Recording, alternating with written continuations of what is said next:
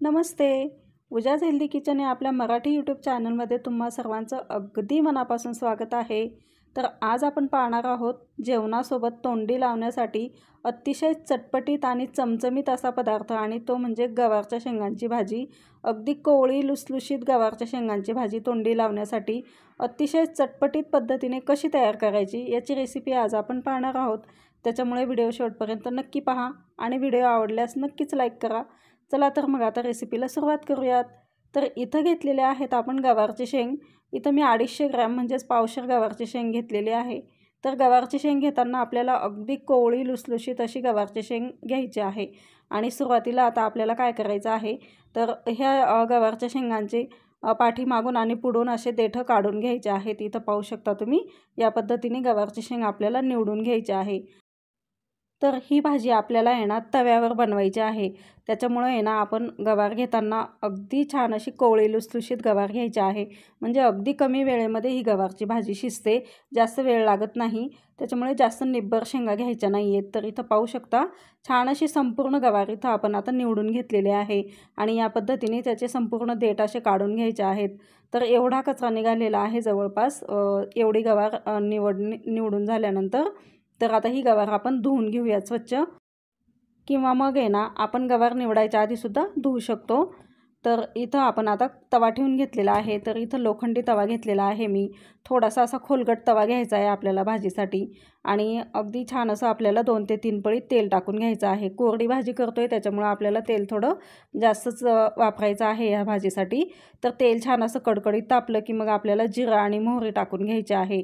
आणि त्याच्यानंतर इथं टाकून घेतलेले आहे मी हिरवी मिरची, लसूण आणि आल्याचा ठेचा. तर हे तिन्ही पदार्थ व्यवस्थित असे खलबत्त्यामध्ये मी कुटून घेतलेले आहेत आणि त्याचा ठेचा टाकून घेतलेला आहे. पाव चमचा हिंग टाकून घ्यायचा आहे. आणि व्यवस्थित हे आपल्याला जे मिश्रण आहे ते व्यवस्थित परतून घ्यायचं आहे. तर इथं पाहू शकता. आणि हे परतून झाल्यानंतर आपल्याला गवारचे शेंग टाकून घ्यायचे आहे तव्यावर.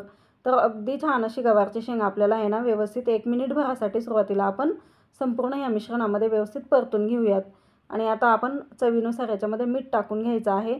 आणि अगदी पाव चमचा आपल्याला हळद टाकून घ्यायची आहे. तर इथं पाहू शकता, या पद्धतीने व्यवस्थित अशी अगदी कमी साहित्य लागतं. तुम्हाला हवं तर तुम्ही लाल तिखटसुद्धा वापरू शकता. पण मी तिखट मिरची वापरलेली होती, म्हणजे तिखट मिरचीचा ठेचा बारीक करून टाकलेला आहे. त्याच्यामुळे मी लाल तिखट नाही वापरलेलं. तर या पद्धतीने अगदी 1 ते 2 मिनिट आपल्याला व्यवस्थित असं परतून घ्यायचं आहे हे सर्व साहित्य. आणि यानंतर आपल्याला अगदी 3 ते 4 चमचे ना पाणी टाकून घ्यायचं आहे वरून. छान असं आपण वरून झाकण ठेवून द्यायचं आहे. आणि अगदी 5 ते 7 मिनिटांसाठी आपल्याला अगदी मंद आचेवर याची छान अशी वाफ काढून घ्यायची आहे, एक वाफ. तर पाहू शकता तुम्ही, अगदी आपल्याला 5 ते 7 मिनिटामध्ये आहे ना ही भाजी तयार होते. तर एकदा झाकण ठेवलं ना तर बिलकुल मध्ये फक्त एकदा उघडून थोडंसं आपल्याला परतून घ्यायचं आहे.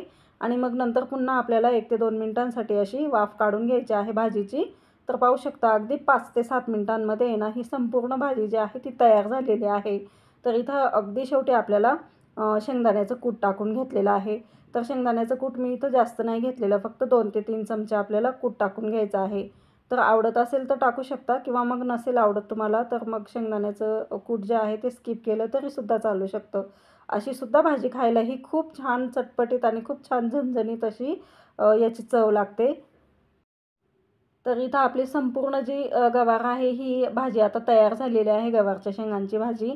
पाहू शकता, अतिशय कमी साहित्यामध्ये आणि खूप कमी वेळेमध्ये तयार होणारी ही भाजी आहे. आणि वरण भातासोबत किंवा मग आपण तोंडी लावण्यासाठी सुद्धा अशी छान अशी तयार करू शकतो. तर सकाळच्या घाई गडबडीच्या वेळेमध्ये सुद्धा आपण डब्यासाठी ही भाजी तयार करून देऊ शकतो. अगदी लहान मुलंसुद्धा आवडीने खातील, इतकी छान याची चव लागते. आणि प्रवासात जर जात असाल तर प्रवासासाठी तर ही भाजी खूप उत्तम आहे. अगदी छान अशी आपण डब्यालासुद्धा घेऊन जाऊ शकतो प्रवासामध्ये.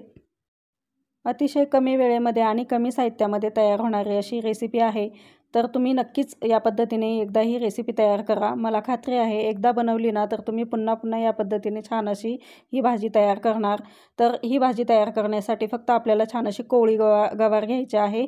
आणि याच पद्धतीने आपल्याला तव्यावर भाजी करायची आहे. रेसिपी आवडल्यास नक्कीच लाईक करा. आणि चॅनलला नवीन असाल, चॅनलला अजून सबस्क्राईब केलं नसेल तर सबस्क्राईब करा. भेटूयात पुन्हा अशाच खमंग रुचकर रेसिपीसोबत. तोपर्यंत धन्यवाद.